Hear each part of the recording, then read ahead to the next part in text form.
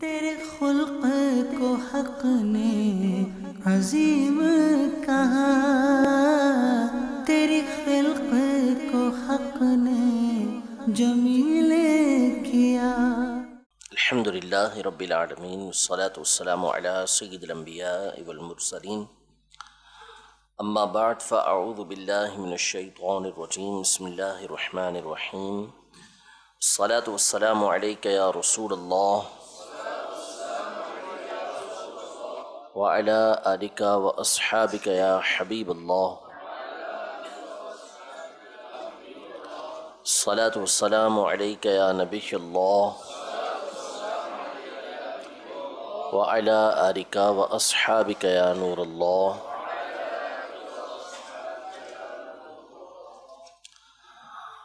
الحمدللہ عز وجل قاضی اعظم مالکی رحمۃ اللہ تعالی علیہ کی مشہور زمانہ کتاب الشفاء بتعریف حقوق المصطفیٰ صلی اللہ تعالی علیہ وآلہ وسلم کا درس جاری ہے۔ درود پاک پڑھنے کے مختلف احکام قاضی اعظم مالکی رحمۃ اللہ تعالی علیہ بیان فرما رہے ہیں۔ اب جو مسئلہ بیان فرما رہے ہیں قاضی اعظم مالکی رحمۃ اللہ تعالی علیہ، وہ ہے نبی کریم صلی اللہ تعالی علیہ وسلم اور دیگر انبیاء کرام علیہم السلام کے علاوہ کسی اور پر درود و سلام پڑھنا کیسا ہے۔ اس حوالے سے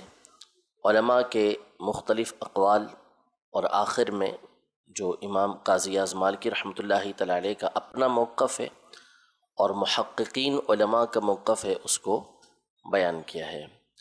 سب سے پہلی بات جو قاضی اعظم مالکی رحمۃ اللہ تعالی علیہ نے بیان فرمائی، وہ یہ بیان فرمائی کہ عامۃ العلماء یعنی عام علماء جو ہیں وہ اس بات پر متفق ہیں کہ نبی کریم صلی اللہ تعالی علیہ وآلہ وسلم کے علاوہ، انبیاء کرام علیہم السلام کے علاوہ دیگر پر بھی درود و سلام یہ پڑھا جا سکتا ہے۔ یہ ایک قول ذکر فرمایا۔ دوسرا، حضرت سیدنا عبداللہ بن عباس رضی اللہ تعالی عنہما، ان سے دو طرح کے قول مروی ہیں۔ ایک میں تو آپ نے واضح طور پہ یہ فرمایا کہ نبی کریم صلی اللہ تعالیٰ علیہ وآلہ وسلم کے علاوہ کسی اور پر درود بھیجنا یہ جائز ہی نہیں ہے، صرف نبی کریم صلی اللہ تعالیٰ علیہ وسلم پر۔ جبکہ ایک آپ کا قول یہ ہے کہ انبیاء کرام علیہم السلام کے علاوہ کسی اور پر درود بھیجنا یہ مناسب نہیں ہے، یہ درست نہیں ہے۔ یعنی ایک میں تو واضح فرمایا کہ صرف نبی کریم صلی اللہ تعالیٰ علیہ وسلم پر درود پاک بھیجا جائے گا، اور ایک میں ارشاد فرمایا کہ تمام انبیاء کرام علیہم السلام پر درود بھیجا جائے گا، ان کے علاوہ کسی اور پر نہیں پڑھیں گے۔ یوں ہی سیدنا سفیان الثوری رحمۃ اللہ تعالی علیہ، ان کا بھی یہی مذہب بیان کیا کہ یہ بھی نبی کریم صلی اللہ تعالیٰ علیہ وسلم کے علاوہ اور پر درود بھیجنے کو مکروہ جانتے ہیں، کہ صرف حضور علیہ السلام پر ہی درود پڑھا جائے گا۔ چونکہ قرآن پاک میں اللہ تبارک و تعالی نے جو حکم دیا ہے وہ حضور علیہ السلام پر درود پڑھنے کا حکم دیا ہے، تو اس لیے حضرات بیان کرتے کہ صرف اور صرف حضور علیہ السلام پر درود پڑھیں گے۔ یہ ان کا موقف ہے۔ ایک موقف یہ بیان کیا امام مالک رحمۃ اللہ تعالی علیہ کا، ان کے بھی دو طرح کے اقوال ملتے ہیں۔ ایک جو غیر معروف قول ہے وہ یہ ہے کہ نبی کریم صلی اللہ تعالیٰ علیہ وآلہ وسلم کے علاوہ کسی اور پر درود پاک نہیں پڑھ سکتے، جبکہ دوسرا جو آپ کا مشہور قول ہے وہ یہ ہے کہ انبیاء کرام علیہم السلام کے علاوہ کسی اور پر درود نہیں پڑھ سکتے، تمام انبیاء پر پڑھ سکتے ہیں، انبیاء کے علاوہ کسی اور پر نہیں پڑھ سکتے۔ فرماتے ہیں بسم اللہ الرحمن الرحیم، فصل فی الاختلاف فی الصلاة علی غیر النبی صلی اللہ تعالی علیہ وسلم وسائر الانبیاء علیہم السلام۔ قال القاضی وفقہ اللہ، عامۃ اہل العلم متفقون علی جواز الصلاة علی غیر النبی صلی اللہ علیہ وسلم، وروی عن ابن عباس انہ قال لا تجوز الصلاة علی غیر النبی صلی اللہ تعالی علیہ وسلم، وروی عنہ لا ينبغی الصلاة علی احد الا النبیین، وقال سفیان یکرہ ان یصلی الا علی نبی صلی اللہ علیہ وسلم، ووجدت بخط بعض الشيوخ مذهب مالك أنه لا يجوز أن يصلى على أحد من الأنبياء سوى محمد صلى الله تعالى عليه وسلم وهذا غير معروف من مذهبه. وقد قال مالك في المبسوطة ليحيى بن إسحاق أكره الصلاة على غير الأنبياء وما ينبغي لنا أن نتعدى ما أمرنا. آگے قاضی اعظم مالکی رحمۃ اللہ تعالیٰ علیہ یہ بیان فرما رہے ہیں کہ تمام کے تمام انبیاء کرام علیہم السلام پر درود پاک پڑھنا یہ جائز ہے. اس پر کچھ ادلہ ذکر کرتے ہیں. فرماتے ہیں وقال یحییٰ بن یحییٰ لست آخذ بقوله ولا بأس بالصلاة على الانبیاء كلهم وعلى غیرهم واحتج بحدیث ابن عمر. یعنی جس طرح تمام انبیاء کرام علیہم السلام پر درود بھیجنا جائز ہے، اسی طرح دیگر پر بھی درود پاک بھیجنا جائز ہے. اور اس پر مختلف احادیث قاضی اعظم مالکی رحمۃ اللہ تعالی ذکر فرما رہے ہیں کہ جس میں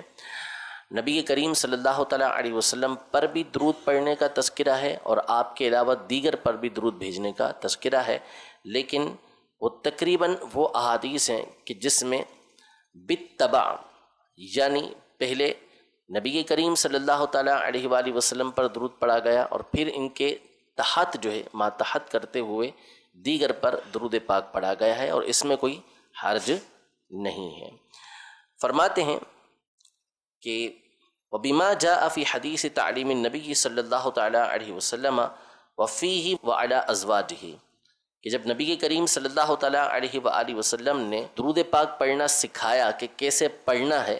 تو اس میں جس طرح اپنی ذات پر پڑھنا سکھایا اسی طرح یہ الفاظ تھے وعلی آلہ وعلی ازواجہ، کہ حضور علیہ السلام کی آل پر بھی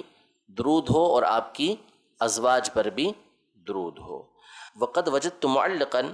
عن ابی عمران الفاسی روی عن ابن عباس رضی اللہ تعالی عنہما کراہۃ الصلاۃ علی غیر النبی صلی اللہ تعالی علیہ وسلم قال وبہ نقول ولم تکن تستعمل فیما مضى. یعنی ابو عمران الفاسی رحمۃ اللہ تعالی علیہ یہ ابن عباس رضی اللہ تعالی عنہما کا قول نقل کرتے ہیں کہ ابن عباس رضی اللہ تعالیٰ عنہ نبی کریم صلی اللہ تعالیٰ علیہ وآلہ وسلم کے علاوہ دیگر پر درود پڑھنا مکروہ جانتے تھے، ناپسندیدہ جانتے تھے. ابو عمران الفاسی رحمۃ اللہ تعالیٰ علیہ دلیل یہ دیتے ہیں کہ یہی طریقہ کار ماضی میں بھی رہا ہے. یعنی پیچھے ہم صحابہ اکرام علیہم رضوان یا کبار جو تابعین ہیں ان کو نہیں دیکھتے کہ وہ نبی کریم صلی اللہ علیہ وسلم کے علاوہ کسی اور پر درود بھیجتے ہوں. یہ ایک موقف بیان کیا ہے. وقد روا عبد الرزاق عن ابی ہریرہ رضی اللہ تعالی عنہ قال قال رسول اللہ صلی اللہ تعالی علیہ وسلم صلوا علی انبیاء اللہ ورسلہ فانہ بعثہم کما بعثنی. یعنی خود نبی کریم صلی اللہ تعالی علیہ وسلم نے اس بات کی اجازت مرحمت فرمائی کہ آپ نے ارشاد فرمایا کہ انبیاء کرام علیہم السلام پر بھی درود بھیجو، انبیاء اور رسولوں پر بھی درود بھیجو، کیونکہ جس طرح اللہ نے مجھے بھیجا ہے ایسے ہی ان کو بھی بھیجا ہے. تو میں مبعوث ہوا ہوں، میں نبی ہوں، تو اسی طرح یہ بھی انبیاء ہیں، ان پر بھی درود بھیجو. اس سے قاضی اعظم مالکی رحمۃ اللہ تعالی نے اس بات کو بیان فرمایا کہ انبیاء کرام علیہم السلام تمام کے تمام ان پر درود پاک بھیجا جائے گا. اب آگے قاضی اعظم مالکی رحمۃ اللہ تعالی قرآن کی مختلف آیتیں ذکر کر رہے ہیں کہ جس میں غیر نبی پر صلاۃ بھیجنے کا تذکرہ موجود ہے، صلاۃ بھیجنے کا تذکرہ موجود ہے. آگے چل کے خود قاضی اعظم مالکی رحمۃ اللہ تعالی اس بات کو بیان فرمائیں گے کہ جو محققین کا مذہب ہے اور جس کی طرف خود میرا میلان ہے وہ یہ ہے کہ انبیاء کرام علیہم السلام کے علاوہ کسی اور پر درود نہیں بھیج سکتے. قرآن کی ان آیتوں میں جو ذکر ہے وہ اس طرح ہے کہ تم پر رحمت ہو. ایک ہے لفظ کہ تم پر رحمت نازل ہو، تم پر اللہ تبارک و تعالیٰ کی رحمتیں ہوں، اور ایک ہے باقاعدہ علیہ الصلاۃ والسلام یہ استعمال کرنا. ان دونوں میں فرق ہے. بعض چیزیں وہ ہوتی ہیں کہ جو کسی کے ساتھ خاص ہو جاتی ہیں، اب ہم کسی اور کے لیے اسے استعمال نہیں کر سکتے۔ اس کی مثالیں آگے خود قاضی اعظم مالکی رحمۃ اللہ تعالی علیہ بیان فرما رہے ہیں۔ معنی اگر چاہیں تو ہم اس کا استعمال کر سکتے ہیں، جیسے اللہ تبارک و تعالیٰ کے لیے ہم لفظ استعمال کرتے ہیں عز و جل، عز و جل، وہ اللہ تبارک و تعالیٰ عزت والا بھی ہے، اللہ تبارک و تعالیٰ بزرگی والا بھی ہے۔ یقیناً نبی کریم صلی اللہ تعالیٰ علیہ وسلم عزت و جلال والے ہیں، اس میں کوئی شک و شبہ نہیں کہ اللہ تبارک و تعالیٰ نے حضور علیہ الصلوۃ والسلام کو عز و جلال والا بنایا ہے، لیکن ہم حضور علیہ الصلوۃ والسلام کے ساتھ عز و جل نہیں کہہ سکتے، حالانکہ آپ عزت والے بھی ہیں، بزرگی والے بھی ہیں، لیکن اس کے باوجود عز و جل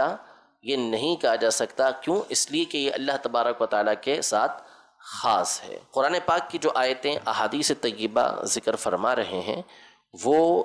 اس اعتبار سے ہیں کہ ان کے لیے رحمت کی دعا کرنا، ان کے لیے مغفرت کی دعا کرنا یہ بالکل درست ہے، یہ ہم کر سکتے ہیں کہ اللہ تبارک و تعالیٰ آپ پر رحمت نازل فرمائے، اللہ تبارک و تعالیٰ آپ کو برکت عطا فرمائے، ان جملوں کے استعمال میں حرج نہیں ہے۔ فرماتے ہیں قالوا والاسانید عن ابن عباس لینۃ والصلاۃ فی لسان العرب بمعنى الترحم والدعاء وذلك على الاطلاق حتى يمنع منه حديث صحيح او اجماع وقد قال تعالى هو الذي يصلي عليكم وملائكته ليخرجكم من الظلمات الى النور وكان بالمؤمنين رحيما، کہ اللہ وہی ہے کہ جو تم پر رحمت نازل فرماتا ہے، هو الذي يصلي عليكم، اور اس کے ملائکہ تمہارے لیے رحمت کی دعا کرتے ہیں۔ یہاں پہ دیکھیں کہ خود اللہ تبارک و تعالیٰ بندوں پر رحمت نازل فرماتا ہے، لیکن کیا ہے؟ یصلی علیکم، تم پر رحمت نازل فرماتا ہے اور اس کے فرشتے رحمت نازل فرماتے ہیں، ایسے کہنے میں کوئی حرج نہیں ہے۔ فرماتے ہیں وقال خذ من اموالہم صدقۃ تطہرہم وتزکیہم بہا وصلی علیہم ان صلاتک سکن لہم واللہ سمیع علیم۔ اللہ تبارک و تعالیٰ فرماتا ہے کہ ان کے اموال میں سے صدقہ لیجئے اور ان کو خوب ستھرا کیجئے، ان کو خوب اس مال لے کر پاک کیجئے اور ان پر درود، ان پر رحمت بھیجئے، وصلی علیہم، ان پر درود بھیجیں کہ اللہ تبارک و تعالیٰ تمہارے پر رحمتیں نازل فرمائے۔ ایسا کہنے میں حرج نہیں ہے کہ آپ کا ان کے لیے رحمت کی دعا کرنا ان کے لیے سکون کا سبب ہے، اور اللہ سننے والا جاننے والا ہے۔ وقال اولئک علیہم صلوات من ربہم، یہ وہ لوگ ہیں یعنی جو صبر کرنے والے ہیں، ان پر اللہ کی صلوات یعنی اللہ کی رحمتیں، اللہ تبارک و تعالیٰ کی برکتیں ہیں۔ وقال النبی صلی اللہ علیہ وسلم اللہم صلی علی آل ابی اوفا، یعنی حضرت ابو اوفا رضی اللہ تعالی عنہ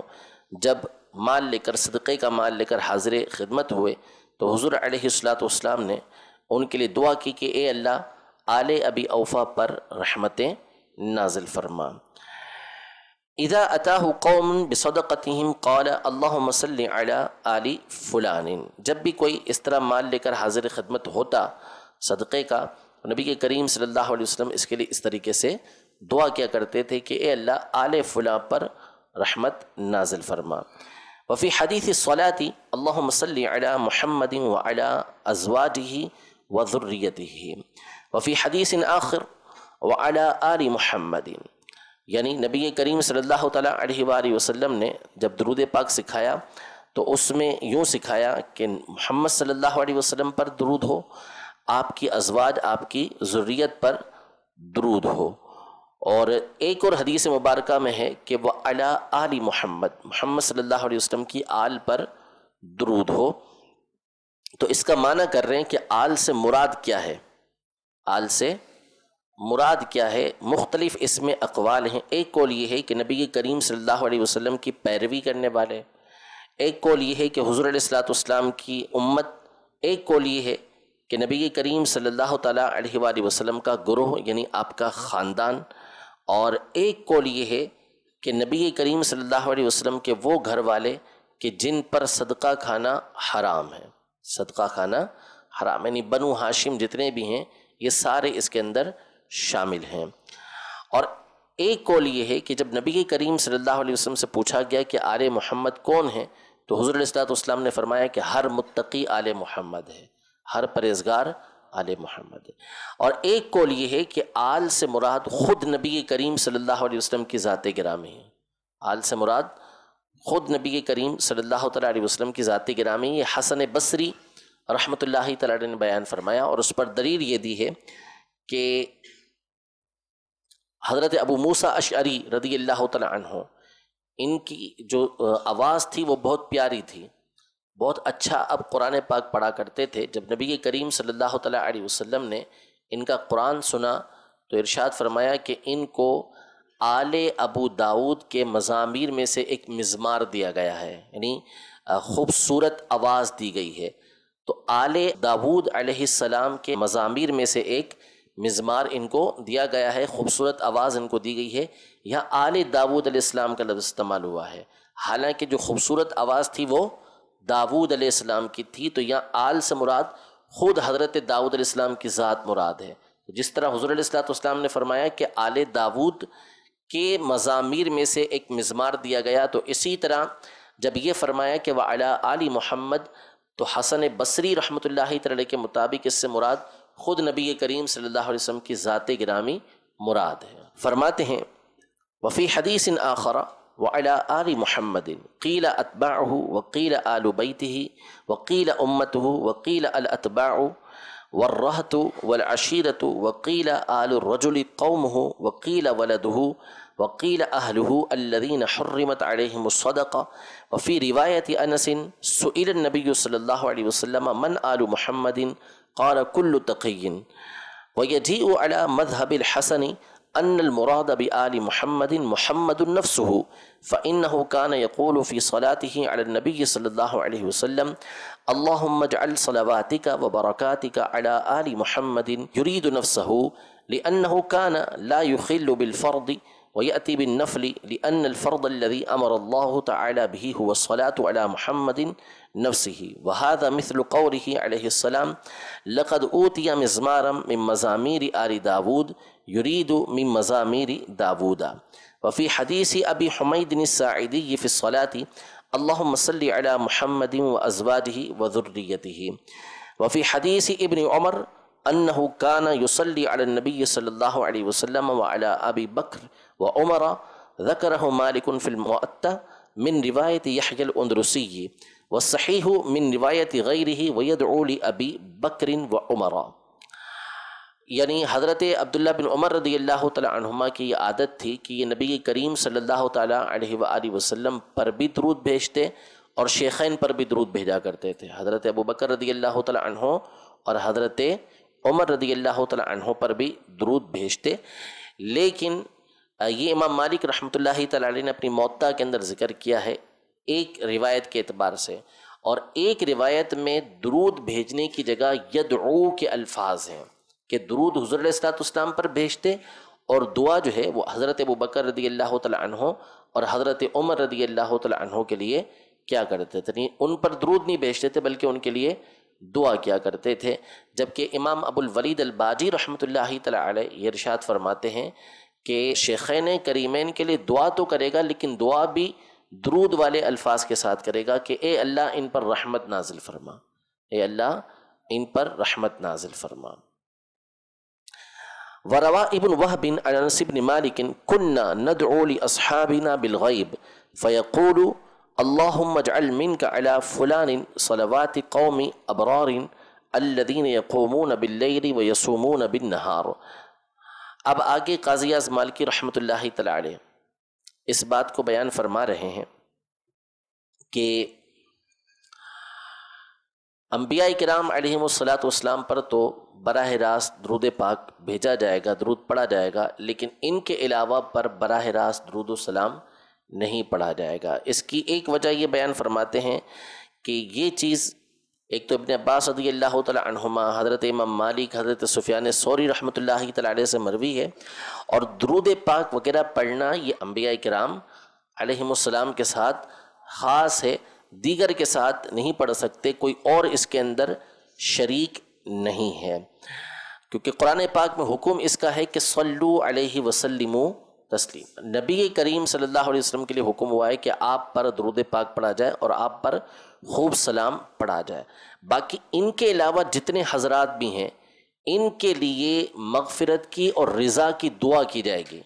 قرآن پاک کا جو حکم ہے ان کے لیے مغفرت اور رضا کا دعا کرنے کا حکم ہے۔ ایک مقام پہ اللہ تبارک و تعالیٰ نے یہ ارشاد فرمایا کہ والذین جاءوا من بعدہم یقولون ربنا اغفر لنا ولاخواننا الذین سبقونا بالایمان، کہ ان مہاجرین انصار کے بعد یعنی صحابہ کرام علیہم رضوان کے بعد جو لوگ آئے ہیں وہ اس طرح دعا کرتے ہیں کہ اے ہمارے رب ہماری مغفرت فرما اور ہمارے ان بھائیوں کی مغفرت فرما جو ایمان کے ساتھ ہم سے پہلے گزر چکے ہیں۔ یہاں پر حکم کس چیز کا ہے کہ جو ہم سے پہلے گزر چکے ہیں ان کے لیے ہم اللہ تبارک و تعالیٰ کی بارگاہ میں مغفرت کی دعا کریں، مغفرت کی دعا کریں، یعنی ان کے لیے مغفرت کے الفاظ ہم استعمال کریں۔ جبکہ دوسرے مقام پر اللہ تبارک و تعالیٰ نے صحابہ کرام علیہم رضوان کے لیے استعمال فرمایا کہ والسابقون الاولون من المہاجرین والانصار والذین اتبعوہم باحسان رضی اللہ عنہم ورضوا عنہ، کہ مہاجرین اور انصار میں سے جو اول ایمان لانے والے ہیں وہ سابقین اولین جو ہیں وہ، اور جو لوگ بھی ان کی پیروی کرنے والے ہیں نیکی کے ساتھ بھلائی کے ساتھ، یعنی صحابہ کرام علیہم رضوان یہ سارے کے سارے والسابقون الاولون کے اندر ایک قول کے مطابق شامل ہیں کہ صحابہ کرام علیہم رضوان اور ان کے بعد جو لوگ بھی احسان کے ساتھ نیکی کے ساتھ ان کی پیروی کرنے والے ہیں رضی اللہ عنہم ورضوا عنہ، اللہ ان سے راضی ہوا اور وہ اللہ سے راضی ہوئے۔ یہاں پر بھی ان کے لیے کون سے الفاظ استعمال ہوئے؟ رضا کے، کہ ان کے لیے ان سے اللہ تبارک و تعالیٰ راضی ہوا اور یہ اللہ تبارک و تعالیٰ سے راضی ہوئے۔ انبیاء کرام علیہم السلام کے لیے حکم ہوا ہے کہ ان پر درود بھیجنا ہے اور ان حضرات کے لیے اللہ کی بارگاہ میں مغفرت کی دعا کرنی ہے، ان حضرات کے لیے اللہ کی بارگاہ میں رضا کی دعا کرنی ہے۔ ایک بات تو یہ ارشاد فرمائی، اور دوسری بات یہ ارشاد فرمائی کہ جو اسلاف کا طریقہ کار رہا ہے، صحابہ اکرام علیہم رضوان کا، تابعین کا جو طریقہ کار رہا ہے وہ یہی رہا ہے کہ درود و سلام انبیاء اکرام علیہم السلام کے ساتھ خاص، اور جو علیہم رضوان یا علیہم الرحمہ یہ الفاظ جو ہیں وہ انبیاء کرام علیہم السلام کے علاوہ دیگر کے ساتھ خاص رہے ہیں۔ فرماتے ہیں قال القاضی ابو الفضل والذی ذهب الیہ المحققون واميل الیہ ما قاله مالک وسفیان رحمهم اللہ تعالی وروی عن ابن عباس رضی اللہ تعالی عنہما واختارہ غیر واحد من الفقہاء والمتکلمین انہ لا يصلى على غیر الانبیاء عند ذکرہم بل هو شیء یختص به الانبیاء توقیرا لهم وتعزیرا کما یخص اللہ تعالی عند ذکرہ بالتنزیہ والتقدیس والتعظیم ولا یشارکہ فیہ غیرہ كذلك يجب تخصيص النبي صلى الله عليه وسلم وسائر الأنبياء بالصلاة والتسليم ولا يشاركهم فيه سواهم كما أمر الله به بقوله صلوا عليه وسلموا تسليما۔ وہی بات جو ابتدا میں نے آپ کے سامنے عرض کی کہ جس طرح اللہ تبارک و تعالی کے ساتھ کچھ چیزیں خاص ہیں کہ اس کے ساتھ عز و جل یہ بولا جائے گا، حالانکہ دیگر انبیاء کرام علیہم السلام بالخصوص نبی کریم صلی اللہ تعالیٰ علیہ وسلم یقیناً عزت و جلال والے ہیں، لیکن اس کے باوجود ان کے لیے عز و جل کا لفظ استعمال نہیں کیا جاتا، اب وہ اللہ تبارک و تعالیٰ کے ساتھ خاص ہے۔ تو اسی طرح جو صلاۃ السلام کی تخصیص ہے وہ انبیاء کرام علیہم السلام کے ساتھ خاص ہے، دیگر کے لیے نہیں ہے۔ وَيُذْكَرُ مِن سِوَاهُم مِّنَ الْأَئِمَّةِ وَغَيْرِهِمْ بِالْغُفْرَانِ وَالرِّضَا كَمَا قَالَ اللَّهُ تَعَالَى يَقُولُونَ رَبَّنَا اغْفِرْ لَنَا وَلِإِخْوَانِنَا الَّذِينَ سَبَقُونَا بِالْإِيمَانِ وَقَالَ وَالسَّابِقُونَ الْأَوَّلُونَ مِنَ الْمُهَاجِرِينَ وَالْأَنصَارِ وَالَّذِينَ اتَّبَعُوهُم بِإِحْسَانٍ رَضِيَ اللَّهُ عَنْهُمْ وَرَضُوا عَنْهُ۔ آگے یہی بات ارشاد فرما رہے ہیں کہ اسلاف میں یہی رائج رہا کہ وہ کیا پڑھتے تھے؟ رضی اللہ تعالی عنہ، ٹھیک ہے، ان کے انداز یہ تھے۔ ہاں بعد میں بعض بد مذہبوں نے اس کو ایجاد کیا ہے۔ اسلاف کا یہ طریقہ کار نہیں تھا کہ وہ انبیاء کرام علیہم السلام کے علاوہ کسی پر اس طرح درود و سلام براہ راست بھیجتے۔ ہاں بالتبع کر کے پہلے انبیاء کرام علیہم السلام کا ذکر کرنا اور بعد میں اوروں کا ذکر کر کے ان کے ساتھ صلاۃ والسلام پڑھنے میں حرج نہیں ہے۔ فرماتے ہیں وَأَيْضًا هُوَ أَمْرٌ لَمْ يَكُنْ مَعْرُوفًا فِي الصَّدْرِ الْأَوَّلِ كَمَا قَالَ أَبُو عِمْرَانَ وَإِنَّمَا أَحْدَثَتْهُ الرَّافِضَةُ الْمُتَشَيِّعَةُ فِي بَعْضِ الْأَئِمَّةِ فشاركوهم عند الذكر لهم بالصلاة وساووهم بالنبي صلى الله عليه وسلم في ذلك وأيضا فإن التشبه بأهل البدع منهي عنه، یعنی بد مذہبوں کے ساتھ تشبہ اختیار کرنا یہ منع ہے۔ فتجب مخالفتهم فيما التزموه من ذلك وذكر الصلاة على الآل والأزواج مع النبي صلى الله عليه وسلم بحکم التبع والاضافت الیہ لا علی التخصیص۔ یہ وہی بات جو میں ابتدا سے عرض کر رہا ہوں کہ ہم یوں کہہ سکتے ہیں جیسے امام حسین علی جدہ و علیہ الصلاۃ والسلام، علی جدہ و علیہ الصلاۃ والسلام، حضرت فاطمہ سیدہ فاطمہ علی ابیہا و علیہ الصلاۃ والسلام، علی ابیہا و علیہ الصلاۃ والسلام، حضرت ابو بکر علی نبینا و علیہ الصلاۃ والسلام۔ یوں الفاظ استعمال کیے جا سکتے ہیں، لیکن علی نبینا و علیہ الصلاۃ والسلام جب صدیق اکبر رضی اللہ تعالی عنہ یا کسی اور کے لیے آئے تو ہمارے عرف کے اندر اس کا استعمال نہیں ہے۔ یہ دیگر انبیاء کرام علیہم السلام کا تذکرہ آتا ہے یا فرشتوں کا تذکرہ آتا ہے تو اس وقت ہم اس طریقے سے استعمال کرتے ہیں، تو اس سے بھی گریز کرنا چاہیے۔ ایک میں نے مثال کے طور پہ بیان کیا کہ جب کسی اور پر درود پاک پڑھنا ہے تو پہلے انبیاء کرام علیہ السلام پر ہوگا، پھر بالتبع ان کے اوپر پڑھا جائے گا، براہ راست نہیں پڑھ سکتے۔ فرماتے ہیں قالوا وصلاۃ النبی صلی اللہ علیہ وسلم علی من صلی علیہ مجراها مجرى الدعاء والمواجهة ليس منها معنى التعظیم والتوقیر، یعنی جو پیچھے احادیث گزری کہ حضور علیہ الصلوۃ والسلام نے آل ابی فلاں کے اوپر درود بھیجا، تو اس کا مطلب ہے کہ ان کے لیے آپ نے دعا کی ہے، ان کے لیے دعا کی ہے، دعا کے قائم مقام ہے۔ جو درود و سلام انبیاء کرام علیہ السلام پر پڑھا جاتا ہے وہ ان کے پر بھیجنا مقصود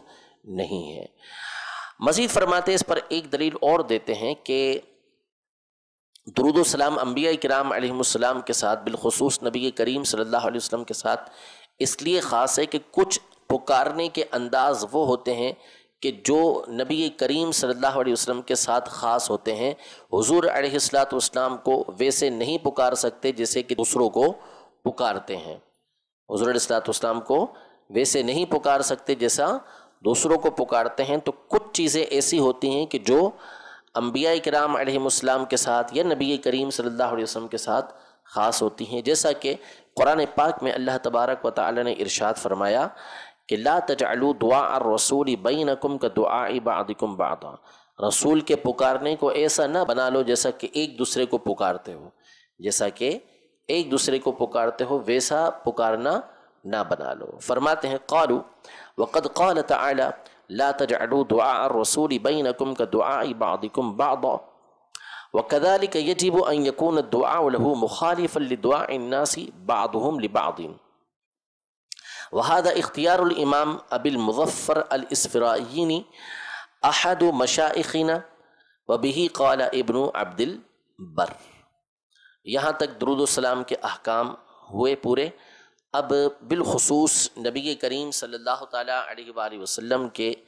روضہ اقدس کی زیارت، اور جو نبی کریم صلی اللہ علیہ وسلم کی بارگاہ میں حاضر ہو وہ نبی کریم صلی اللہ تعالیٰ علیہ وآلہ وسلم پر کس طرح درود و سلام پڑھے، مسجد نبوی علی صاحبہ الصلاۃ والسلام میں مواجہ اقدس کے سامنے جب حاضر ہو تو وہاں کیا انداز ہونا چاہیے، اس کو قاضی اعظم مالکی رحمۃ اللہ تعالی علیہ ذکر فرما رہے ہیں۔ سب سے پہلی چیز تو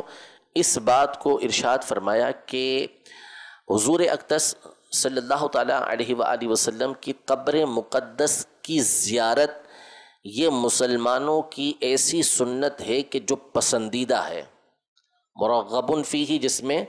ترغیب رکھی گئی ہے، مسلمانوں کو اس کے اندر رغبت رہتی ہے، مسلمان اس کی طرف رغبت کرتے ہیں، اور یہ شروع سے چلتی ہوئی آ رہی ہے صحابہ کرام علیہم رضوان کے زمانے سے، بالخصوص سیدنا عبداللہ بن عمر رضی اللہ تعالی عنہما اس میں بہت زیادہ رغبت رکھا کرتے تھے۔ لیکن آپ مدینہ شریف پہنچ کر پھر بارگاہ رسالت میں حاضر ہوتے تھے، اپنے گھر پہ بیٹھ کے سو جائیں اور زیارت کر لیں، ایسا نہیں ہوتا تھا۔ تو پہلی بات قاضی اعظم مالکی رحمۃ اللہ تعالی علیہ نے یہ بیان فرمائی کہ ہمیشہ سے مسلمانوں کا طریقہ کار یہ رہا ہے کہ نبی کریم صلی اللہ علیہ وسلم کی قبر انور کی زیارت کے لیے حاضر ہوا کرتے تھے۔ یہ مجمع علیہ سنت ہے، مجمع علیہ سنت ہے۔ بلکہ علماء نے یہاں تک ارشاد فرمایا کہ جب بندہ مدینہ منورہ حاضر ہو، یعنی پہلی اس کی حاضری ہے، حج کا موقع یا عمرے کا موقع ہے، اس میں وہ نبی کریم صلی اللہ علیہ وسلم کے شہر مبارک میں جاتا ہے، تو حضور علیہ السلام کی مسجد کا بھی قصد نہیں کرے گا۔ جب زیارت کے لیے جائے گا تو مسجد کا بھی قصد نہیں کرے گا، ارادہ نہیں کرے گا، اس کا ارادہ یہ ہونا چاہیے کہ میں نبی کریم صلی اللہ علیہ وسلم کی بارگاہ میں حاضر ہو رہا ہوں، یعنی مسجد نبوی علی صاحبہ الصلاۃ والسلام کا بھی ارادہ نہیں، بلکہ حضور علیہ الصلوۃ والسلام کی قبر انور کا، آپ علیہ الصلوۃ والسلام کی زیارت کا ارادہ کرنا ہے۔ یہ پہلی دفعہ جب بندہ جا رہا ہے، پھر اس کے بعد وہ بھلے مسجد نبوی کی زیارت کے لیے وہاں پر نماز پڑھنے کے لیے حاضر ہوتا رہے، لیکن جب ابتدا میں جائے تو پہلے حضور علیہ الصلوۃ والسلام کے روضہ اقدس کی، حضور علیہ الصلوۃ والسلام کی زیارت کی نیت سے جائے۔ قاضی اعظم مالکی رحمۃ اللہ تعالی علیہ اس حوالے سے کچھ احادیث ذکر کرتے ہیں، فرماتے ہیں بسم اللہ الرحمن الرحیم فی حکم زیارت قبرہ علیہ الصلاۃ وفضیلت من زارہ وسلم علیہ وکیف یسلم ویدعو لہ، یعنی نبی کریم صلی اللہ علیہ وسلم کی قبر انور کی زیارت کا حکم، اور جو اس قبر انور کی زیارت کرے اس کی فضیلت کا بیان، اور حضور علیہ الصلوۃ والسلام پر کیسے سلام پڑے گا اس مقام پر، اس کا بیان۔ وزیارت قبرہ علیہ السلام سنت من سنن المسلمین مجمع علیہا وفضیلت مرغب فیہا روی عن ابن عمر رضی اللہ تعالی عنہ۔ حضور علیہ الصلوۃ والسلام کی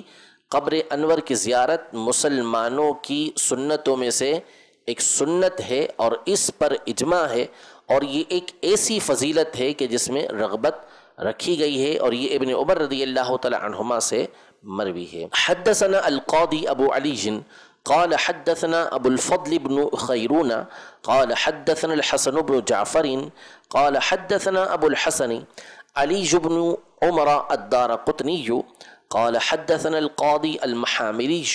قال حدثنا محمد بن عبد الرزاق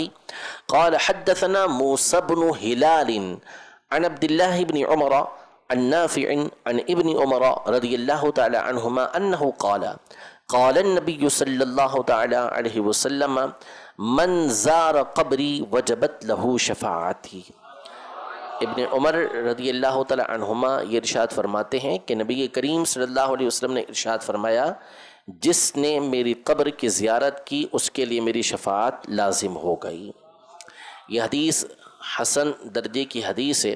اس پر کئی علماء نے، یعنی بہت ساری حدیثیں موجود ہیں، ان کا مجموعہ یہ حسن درجے کی حدیث تک پہنچتا ہے۔ امام ابو الوفا امام نور الدین سمہودی رحمۃ اللہ تعالی علیہ، ان کی کتاب الوفا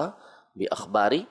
دیار المصطفیٰ، اس میں مدینہ منورہ کے حالات، مدینہ منورہ کے نام، مدینہ منورہ کی فضیلتیں، مقامات کا تذکرہ ہے، اور اس میں آپ نے یہ تحقیق فرمائی ہے کہ حدیث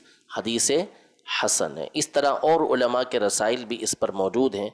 جس میں اس بات کی تحقیق موجود ہے کہ اس کی اتنی ساری سندیں ہیں کہ ان کا مجموعہ یہ حسن درجے کی حدیث تک پہنچتا ہے۔ آگے فرماتے ہیں وَعَنْ أَنَسِ بْنِ مَالِكٍ رضی اللہ تعالی عنہ قال قال رسول اللہ صلی اللہ علیہ وسلم من زارنی فی المدینۃ محتسبا کان فی جواری وکنت لہ شفیعا یوم القیامہ۔ آپ فرماتے ہیں کہ جس نے مدینہ میں میری زیارت کی نیکی کی نیت سے، اخلاص کے ساتھ میری زیارت کی، تو وہ میرے پڑوس میں ہوگا اور میں قیامت کے دن اس کا شفیع ہوں گا۔ تو حضور علیہ الصلوۃ والسلام کی حیات ظاہری کے اندر آپ کی زیارت اور آپ کی حیات ظاہری کے بعد آپ کی قبر انور کی زیارت۔ وفی حدیث آخر من زارنی بعد موتی فکأنما زارنی فی حیاتی، کہ جس نے میرے انتقال کے بعد، میرے وصال کے بعد میری زیارت کی تو گویا کہ اس نے میری زندگی میں میری زیارت کی۔ اچھا، اب ایک مسئلہ بیان کرتے ہیں کہ امام مالک رحمۃ اللہ تعالی علیہ یہ کہنا ناپسند کرتے تھے کہ زرنا قبر نبی صلی اللہ علیہ وسلم، ہم نے نبی صلی اللہ علیہ وسلم کی قبر کی زیارت کی، قبر نبی کی زیارت کی، اس کو کہنا ناپسند کرتے تھے کہ یہ نہ کہا جائے کہ قبر نبی کی زیارت کی۔ اب اس کے بارے میں علماء کا اختلاف ہے کہ امام مالک نے ایسا کیوں فرمایا، آپ کی مراد کیا ہے اس سے؟ تو قاضی اعظم مالکی رحمۃ اللہ تعالی علیہ نے علماء کے پہلے تو اس میں مختلف اقوال نقل کیے کہ ایک وجہ یہ ہے کہ نبی کریم صلی اللہ تعالی علیہ وسلم نے ایک حدیث پاک میں یہ ارشاد فرمایا کہ جو قبروں کی زیارت کرنے والی عورتیں ہیں ان پر اللہ کی لعنت، ان پر اللہ کی لعنت ہو۔ تو چونکہ یہاں پر قبروں کی زیارت کرنے والیوں پر اللہ کی لعنت کا لفظ استعمال ہوا ہے تو امام مالک اس کو ناپسند کرتے تھے کہ کوئی کہے کہ ہم نے حضور علیہ الصلوۃ والسلام کی قبر کی زیارت کی، لیکن یہ بات درست نہیں، اس لیے کہ خود نبی کریم صلی اللہ تعالی علیہ وآلہ وسلم نے ارشاد فرمایا تھا کہ کنت نہیتکم عن زیارت القبور فزوروها، کہ میں تمہیں زیارت قبور سے پہلے منع کیا کرتا تھا لیکن اب تم اس کی زیارت کیا کرو۔ تو خود نبی کریم صلی اللہ تعالی علیہ وسلم نے اس کی اجازت مرحمت فرمائی۔ بعض کا کہنا یہ ہے کہ امام مالک نے اس لیے منع فرمایا کہ ایک ہوتا ہے زیارت کرنے والا جس کو زائر بولتے ہیں، اور دوسرا وہ کہ جس کی زیارت کی جائے اس کو مزور بولتے ہیں، جس کی زیارت کی جائے اس کو مزور بولا جاتا ہے۔ تو امام مالک فرماتے ہیں جو آپ نے ناپسند کیا اس کو استعمال کرنا زرنا قبر نبی صلی اللہ علیہ وسلم کو، اس کی وجہ یہ ہے کہ زائر جو ہوتا ہے زیارت کرنے والا مزور جس کی زیارت کی جائے اس سے افضل ہوتا ہے۔ زائر جو زیارت کرنے والا ہوتا ہے، مزور جس کی زیارت کی جائے اس سے افضل ہوتا ہے، اور قبر نبی سے افضل کوئی نہیں۔ لیکن اس کا بھی علماء نے رد کیا کہ یہ کوئی قاعدہ نہیں ہے، ہر مقام پر زیارت کرنے والا یہ جس کی زیارت کی جا رہی ہے اس سے افضل ہو۔ بہت سارے مقامات ہوتے ہیں، بہت ساری شخصیتیں ہوتی ہیں کہ جن کی زیارت کی جاتی ہے اور وہ زیارت کرنے والے سے افضل ہوتے ہیں، لہٰذا امام مالک کی یہ تعویل کرنا بھی درست نہیں ہے۔ اچھا، بعض نے یہ کہا کہ وجہ یہ ہے کہ امام مالک اس لیے اس کو ناپسند کرتے ہیں کہ ہم دوسروں کی قبر کی بھی زیارت کرتے ہیں، دوسروں کی قبر کی بھی زیارت کرتے ہیں۔ اب ہم یہ کہیں کہ نبی کریم صلی اللہ علیہ وسلم کی قبر کی زیارت کی تو فرق کیا رہ جائے گا، فرق کیا رہ جائے گا، لہذا یہ لفظ استعمال نہیں کرنا چاہیے۔ قاضی اعظم مالکی رحمۃ اللہ تعالی علیہ فرماتے ہیں کہ جو میرے نزدیک درست بات ہے وہ یہ ہے کہ امام مالک رحمۃ اللہ تعالی علیہ قبر کا لفظ استعمال کرنے کو ناپسند کرتے تھے، قبر نبی صلی اللہ علیہ وسلم یہ لفظ استعمال کرنے کو ناپسند کرتے تھے۔ آپ یہ چاہتے تھے کہ یہ استعمال کیا جائے کہ زرنا النبی صلی اللہ علیہ وسلم، ہم نے نبی صلی اللہ علیہ وسلم کی زیارت کی، کہ قصد کر کے ہی بندہ یہ آئے کہ میں حضور علیہ الصلوۃ والسلام کی بارگاہ میں حاضر ہو رہا ہوں۔ اور فرما رہے کہ قبر جو ہے، چونکہ انبیاء کرام علیہم السلام کی قبروں کو یہود و نصارہ یہ سجدہ گاہ بنا لیتے تھے، تو اس لیے امام مالک رحمۃ اللہ تعالی علیہ نے احتیاط کے طور پر یہ ارشاد فرمایا کہ ہم حضور علیہ الصلوۃ والسلام کی قبر کی زیارت کا لفظ استعمال نہ کریں، کہ حضور علیہ الصلوۃ والسلام نے انبیاء کرام علیہم السلام کی قبروں کو سجدہ گاہ بنانے پر ناراضی کا اظہار کیا تھا، تو ہم وہ لفظ ہی استعمال نہ کریں کہ جس کو نبی کریم صلی اللہ علیہ وسلم نے ناپسند فرمایا۔ لیکن صحیح یہ ہے کہ نبی کریم صلی اللہ تعالیٰ علیہ وسلم کی قبر مبارک کی زیارت کا لفظ بھی استعمال ہو سکتا ہے، اور علماء نے اپنی کتابوں کے اندر جہاں مدینہ منورہ کے آداب لکھے ہیں اس مقام پر یہ استعمال کیا کہ حضور علیہ الصلوۃ والسلام کی قبر انور کی زیارت، قبر انور کی زیارت۔ یہ امام مالک کا اپنا ایک ذوق ہے کہ آپ نے فرمایا کہ قبر نبی علیہ الصلوۃ والسلام استعمال نہ کیا جائے، بلکہ زرن النبی صلی اللہ علیہ وسلم، ہم نے حضور علیہ الصلوۃ والسلام کی زیارت کی، ان الفاظ کو استعمال کیا جائے۔ فرماتے ہیں وَكَرِهَ مَالِكٌ أَن يُقَالَ زُرْنَا قَبْرَ النَّبِيِّ صلی اللہ تعالی علیہ وسلم وَقَدِ اخْتُلِفَ فِي مَعْنَى ذَلِكَ فَقِيلَ كَرَاهَةُ الْإِسْمِ لِمَا وَرَدَ مِنْ قَوْلِهِ عَلَيْهِ السَّلَامُ لَعَنَ اللَّهُ زُوَّارَاتِ الْقُبُورِ وَهَذَا يَرُدُّهُ قَوْلُهُ نَهَيْتُكُمْ عَنْ زِيَارَةِ الْقُبُورِ فَزُورُوهَا وَقَوْلُهُ مَنْ زَارَ قَبْرِي فَقَدْ أَطْلَقَ اسْمَ الزِّيَارَةِ وَقِيلَ إِنَّ ذَلِكَ لِمَا قِيلَ إن الزائر أفضل من المزور وهذا أيضا ليس بشيء إذ ليس كل زائر بهذه الصفة وليس عموما وقد ورد في حديث أهل الجنة زيارتهم لربهم ولم يمنع هذا اللفظ في حقه تعالى وقال أبو عمران رحمه الله تعالى إنما كره مالك أن يقال طواف الزيارة وزرنا قبر النبي صلى الله عليه وسلم لاستعمال الناس ذلك بينهم بعضهم لبعض فكره تسوية النبي صلى الله عليه وسلم مع الناس بهذا اللفظ وأحب أن يخص بأن يقال سلمنا على النبي صلى الله عليه وسلم وأيضا فإن الزيارة مباحة بين الناس وواجب شد الرحال إلى قبره صلى الله عليه وسلم يريد بالوجوب هنا وجوب ندب وترغیب وتأکید لا وجوب فرض. یعنی بعض علماء کے کلام کے اندر یہ الفاظ استعمال ہوئے ہیں کہ نبی کریم صلی اللہ تعالیٰ علیہ وسلم کی قبر انور کی طرف قصد کرنا، کجاوے کس لینا کہ آپ علیہ السلام کی قبر انور کو جایا جائے، یہ الفاظ استعمال ہوئے واجبن. یہ کیا ہے؟ واجب ہے. تو اس کی وضاحت کرتے ہیں کہ واجب سے مراد یہاں پر جو مستحب کے اندر تاکید ہے وہ مراد ہے. وہ واجب نہیں کہ بندہ نہ جائے تو گناہگار ہو، بلکہ واجب سے مراد یہاں پر جو ایک اچھا کام ہے اس کے اندر تاکید کو پیدا کرنا ہے. اور احناف کے نزدیک یہ سنت مؤکدہ قریب واجب ہے کہ جو حج و عمرہ کے لیے جا رہا ہے وہ نبی کریم صلی اللہ تعالیٰ علیہ وسلم کی قبر انور کی زیارت کے لیے جائے، آپ علیہ السلام کے قبر انور کا قصد کرے. یہ قریب واجب ہے، سنت مؤکدہ قریب واجب ہے. والاولی عندی ان منعه وکراہۃ مالک له لاضافته الى قبر النبی صلی اللہ علیہ وسلم وانه لو قال زرنا النبی صلی اللہ علیہ وسلم لم یکرہه لقوله علیہ السلام اللہم لا تجعل قبری وثنا یعبد بعدی اشتد غضب اللہ علی قوم اتخذوا قبور انبیائہم مساجدا. یعنی میرے نزدیک اولا یہ ہے کہ امام مالک کا جو منع کرنا اور ناپسند کرنا ہے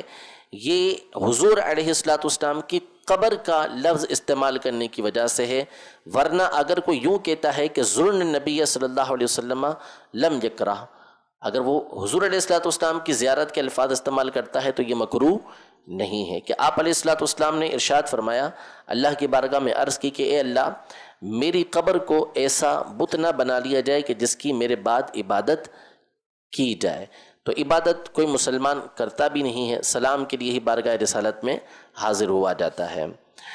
اللہ کا غضب ہو اس قوم کے اوپر جنہوں نے اپنے انبیاء کی قبروں کو سجدہ گاہ بنا لیا، یعنی ان کے اوپر سجدہ کرنے لگے. فحما اضافت هذا اللفظ الى القبر والتشبہ بفعل اولئک قطعا للذریعۃ وحسما للباب. آگے بڑی خوبصورت بات اسحاق بن ابراہیم الفقی رحمۃ اللہ تعالی علیہ کے حوالے سے بیان کرتے ہیں. فرماتے ہیں قال اسحاق بن ابراہیم الفقیہ ومما لم یزل من شان من حج المرور بالمدینہ، کہ ہمیشہ سے جو حج کرنے والوں کی شان رہی ہے وہ یہ رہی ہے کہ وہ مدینے آتے ہیں. والقصد الى الصلاة فی مسجد رسول اللہ صلی اللہ علیہ وسلم، اور ان کا ارادہ نبی کریم صلی اللہ علیہ وسلم کی مسجد میں نماز پڑھنا بھی ہوتا ہے. وَالتَّبَرُّكُ بِرُؤْيَةِ رُؤْضَتِهِ وَمِنْبَرِهِ وَقَبْرِهِ وَمَجْلِسِهِ وَمَلَابِسِ يَدَيْهِ وَمَوَاطِئِ قَدَمَيْهِ وَالْعُمُودِ الَّذِي كَانَ يَسْتَنِدُ إِلَيْهِ وَيَنْزِلُ جِبْرِيلُ بِالْوَحْيِ فِيهِ عَلَيْهِ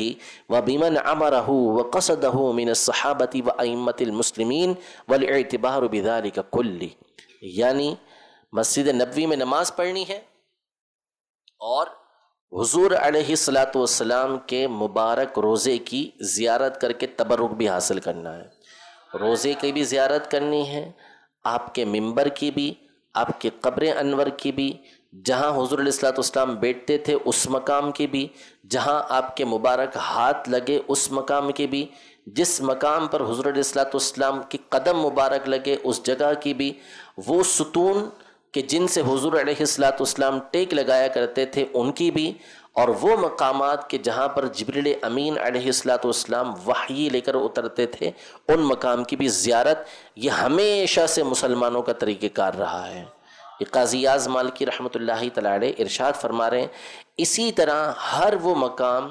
کہ جس کو صحابہ اور ائمہ مسلمین نے آباد کر کے رکھا، یعنی جہاں صحابہ کرام علیہم رضوان رہتے رہے، آتے جاتے رہے، مسلمانوں کے ائمہ آتے جاتے رہے، ایسے مقام کی بھی زیارت کی جائے، ان سے نصیحت حاصل کی جائے۔ آگے ایک اور بات ارشاد فرماتے ہیں کہ ابن ابی فدیک یہ فرماتے ہیں کہ میں نے بعض اپنے اسلاف کو یہ فرماتے ہوئے سنا کہ جو نبی کریم صلی اللہ تعالیٰ علیہ وسلم کی قبر انور کے پاس کھڑا ہو، پہلے یہ آیت پڑھے ان اللہ و ملائکتہ یصلون علی النبی یا ایھا الذین آمنوا صلوا علیہ وسلموا تسلیما، یہ پڑھے، پھر اس کے بعد وہ صلی اللہ علیہ یا محمد یہ پڑھے، صلی اللہ علیہ یا رسول اللہ یہ پڑھے، یہ 70 مرتبہ پڑھے تو فرشتہ اس کو یہ ندا دیتا ہے کہ اے فلاں تجھ پر اللہ کی رحمت ہو، تیری کوئی حاجت باقی نہ رہے گی، یعنی ہر حاجت تیری پوری کر دی جائے گی۔ فرماتے ہیں وقال ابن ابی فدیک سمعت بعد من ادرکت یقول بلغنا انه من وقف عند قبر النبی صلی اللہ علیہ وسلم فتلا هذه الآیہ ان اللہ وملائکتہ یصلون علی النبی ثم قال صلی اللہ علیہ یا محمد من یقولها 70 مرة ناداه ملک صلی اللہ علیہ یا فلان ولم تسقط له حاجت۔ ایک اور بات، حضرت عمر بن عبدالعزیز رضی اللہ تعالیٰ عنہ کی دو باتیں ذکر کرتے ہیں کہ ایک دفعہ ایک شخص مدینہ منورہ سے آپ کی بارگاہ میں حاضر ہوا، جب سارا کام مکمل ہو گیا اس کو آپ رخصت کرنے لگے تو اس نے کہا کہ کام ہے تم سے، اس نے کہا ما ہیا، کیا کام ہے؟ فرمایا کہ جب تو مدینہ منورہ پہنچے اور حضور علیہ الصلوۃ والسلام کے قبر انور کی زیارت کرے تو میرا حضور علیہ الصلوۃ والسلام کو سلام کہنا۔ اچھا، اور ایک قول یہ ذکر کیا کہ حضرت عمر بن عبدالعزیز رضی اللہ تعالیٰ عنہ کا طریقہ کار ہی یہ تھا کہ آپ اپنے علاقے سے باقاعدہ قاصد بھیجا کرتے تھے کہ جاؤ، شام سے بھیجتے، جاؤ اور نبی کریم صلی اللہ علیہ وسلم کی قبر انور پر میرا سلام کہہ کر آؤ۔ فرماتے ہیں وعن یزید بن ابی سعید المہری قدمت على عمر بن عبد العزيز فلما ودعته قال لي إليك حاجة قلت ما هي؟ قال إذا أتيت المدينة سترى قبر النبي صلى الله عليه وسلم فأقره مني السلام، وقال غيره وكان يبرد إليه البريد من الشام۔ اور اس طرح کی بہت ساری باتیں قاضی اعظ مالکی رحمۃ اللہ تعالیٰ علیہ نے صحابہ اور تابعین کے ذکر کی ہیں، انشاءاللہ تبارک و تعالیٰ اپنے اگلے درس کے اندر اس کو ہم بیان کریں گے۔ اللہ تبارک و تعالیٰ ہم سب کو نبی کریم صلی اللہ تعالیٰ علیہ وسلم کے دیار کی بار بار با ادب بازوق حاضریہ نصیب فرمائے، آپ علیہ الصلوۃ والسلام کی عقیدت محبت نصیب فرمائے، آپ کے صحابہ کا ادب و احترام، اہل بیت اطہار کا ادب و احترام کرنے کی توفیق عطا فرمائے، آمین بجاہ النبی الامین صلی اللہ تعالیٰ علیہ وآلہ وسلم۔ تیرے خلق کو حق نے عظیم کہا، تیری خلق کو حق نے جمیل کیا۔